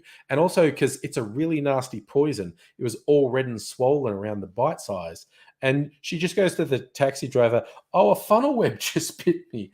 And the taxi driver freaked the fuck out and just floored it. And she's just going, "It'll be fine." And the taxi drivers are going, "Ah!"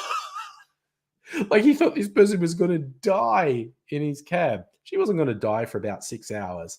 And she stayed calm and got to the hospital. We were talking before about redbacks, which is like Australia in America, a very close cousin of the redback. They call the black widow. Technically, a redback can kill you. No one's died from a redback in like forever, but they technically can kill you. Most at risk if you're very old, very young, or you're sick. If you have some, particularly if you have an immune deficiency. Redbacks are comparatively small. The females are much bigger than the males. If one of them bites you, it will hurt. You will get sick, but 99% of people will be fine without even going to hospital. But if you get bitten by a redback, you should go to hospital and get an antivenom. But like, I had a brother who was a bricklayer, worked on building sites. And you know those bricks that have the holes in them? They always have fucking spiders in them. And so it was like an occupational hazard to get bitten by redbacks on the building site, and like it would swell up, it would hurt. They maybe, but it was like, I'm a man, I'm going to keep working. They almost never had to leave the building site because they wouldn't get that sick from being bitten.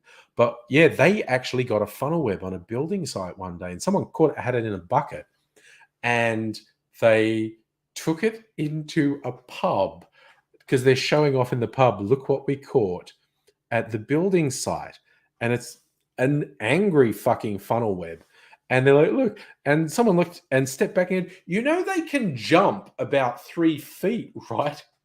And the guy with the bucket went, what? And threw it. So, of course, he dropped the bucket and the funnel web fell. So the whole, I think that guy got barred from the pub because everyone in the pub ran out in terror because he'd just thrown a funnel web through the air. Country life, man. Country life is fucking weird. I'm trying to think, do I have a weirder story than that about country life? Because shit gets a bit fucking weird in the country. Quite honest. So, Kirsten, you still in Tasmania? I haven't been to Tasmania for yonks, but it's fucking awesome.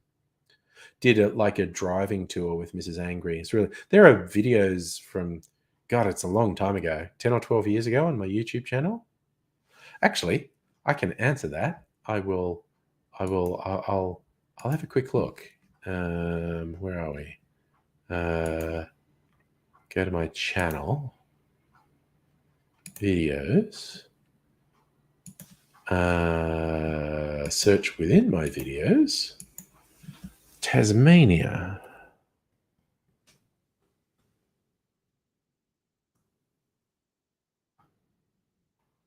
It was 12 years ago. How many videos? The titles of my videos from Tasmania: the best beach in the world, spelunking in Maricopa Caves, dolphins and seals off Tasmania's spectacular coast, Tasmanian devils feeding, kangaroos sodomize your car, and other random Tasmania moments, and Back from the Dead, or at least Tasmania. So there's a bunch of videos from 12 years ago where I look ridiculously young because it was 12 years ago. Oh, Kirsten, they're all weak. And again, 12 years ago, I was not into the booze, so I did not visit any distilleries. Mrs. Anger and I get back there, I'll be visiting the distilleries. It's Tas Whiskey Week. Nice. Bunch of dude with beards and flat caps. And you drinking whiskey. Nice. Ghost Floof, glad you are enjoying the stories. Do enjoy telling them. I'm trying to think if I have any other weird fucking stories to tell.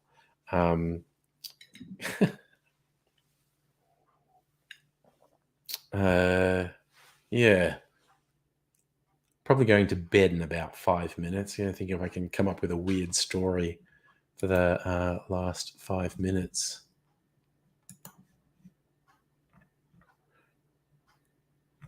Wondering if there are any actual weird news stories.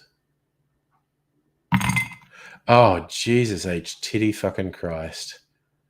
Elon Musk is still saying stupid shit about Twitter. His planned takeover of Twitter should move forward if the company can confirm details about whether it measures user accounts as spam bots or real people. There's an October trial over the whole thing. Jesus fuck, he's an idiot. It's really embarrassing when you run into someone who thinks Elon Musk is smart. Because he fucking isn't. He absolutely is not. Safa, thanks for the tip about water. Yes, no, that's the thing I actually say fairly regularly. Jesus H. Titty fucking Christ. I forget where I got that from. Oh, okay, Ghost Floof. First-hand encounters with crocs are only in a touristy way. Again, this is the thing I recommend to Australians or anyone visiting Australia. If you get to have a holiday in Darwin, do it. We did this thing called the Jumping Crocodile Tour, which looked and sounded really cheesy. But what it is, you get on this thing, 2-decker boat that's like a ferry, and they go down this estuary that has a lot of big fucking crocodiles, like scary fucking dinosaur crocodiles on it. And what they do, they put a pole out the side of the boat, and dangle a bit of meat. And they've basically, training might be the wrong word. They've conditioned these crocodiles to understand this is food. And these aren't captive crocodiles, so they say, we can't guarantee, like, there are some cruises where we only see one crocodile because they're all buggered off doing something. Other times we see heaps. And what they do is they dangle a bit of meat over the water, and a crocodile will swim out and try and get the meat. And what they'll do is lift the meat up so the crocodile comes out of the water. So you get two types of crocodiles. The younger ones, they're probably young adult crocodiles. From their snout to their tail, they're probably 2 to 3 meters long. So you're like 6 to 10 feet long. And what's the thing is, they're freaky strong enough. They can come up out of the water. They launch themselves out of the water. They sort of swim out of the water and come right out to, like, they are right out of the water. I had some photos at the time where it's just the tip of their tails touching the water. They go up to grab the meat. They're the younger ones, stronger and whatnot. But then the big ones, the fucking dinosaurs that are fuck knows how old, and they are freakishly large. They are scary. Like, their heads alone are like about a meter. These things easily 6 to 8 meters long, like really fucking big, like 18 to 25 feet long. They're fucking huge. But they're so big, they can't launch all the way out. They sort of just push, and about half their body comes out of the water, which is still fucking terrifying because they're fucking huge. But it was a great visual. And yes, Safa, the crocodiles were endangered for a while because of the degree of hunting, and then they got protected. Now there's more crocodiles than there's ever been. And there's also commercial crocodile farms there, which are fascinating because you get these big swimming pools that have hundreds of crocodiles in them. There are a lot of crocodiles in the Northern Territory now. But yeah, the jumping crocodile tour was trippy as fuck. And the tour guide loved his work. He was saying all this shit about how all the crocodiles are there. And this boat, because everyone would go to the same side, so the boat would tilt a bit. And he said, don't be worried when the boat tilts. It's designed to do that. It won't sink. It's completely safe. There won't be a problem. You'll know, and he goes, you'll know there's a problem if you see me waving at you from shore. Because if there's a problem, I'm getting off the boat. And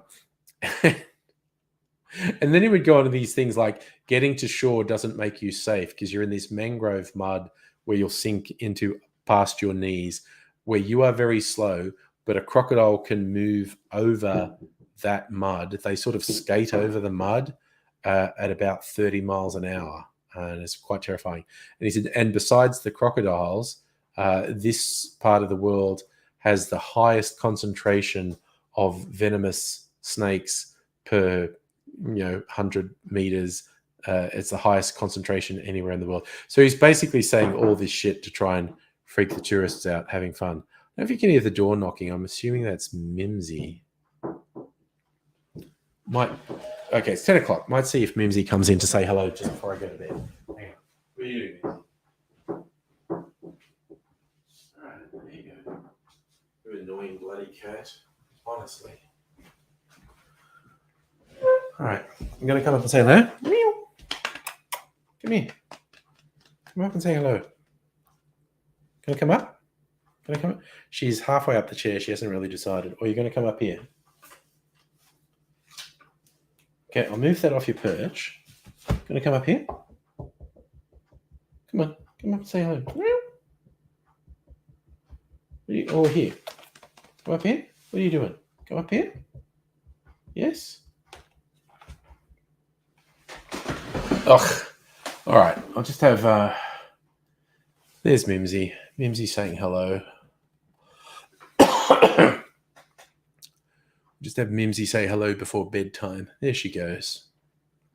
Yeah, no, late night snuggle. She will follow me into bed now. All right. You get to say hello. Are you going to come over here? All right. You're going to come over here now. Meow. So, say good night to everyone. Good night, everyone. All right. I'm going to go to bed now. She'll follow me into bed. She sleeps on the bed. She sleeps next to me most often. All right. You all take care. Hope you. What am I watching tomorrow? I don't know. Maybe The Orville. Maybe Only Murders in the Building. Thank you for one more bit of innuendo, Salumi. Always appreciate it. Good night, all. All things being equal, probably be here for a stream on Tuesday night. But you all take care in the meantime until I see you again. Bye for now. Bye.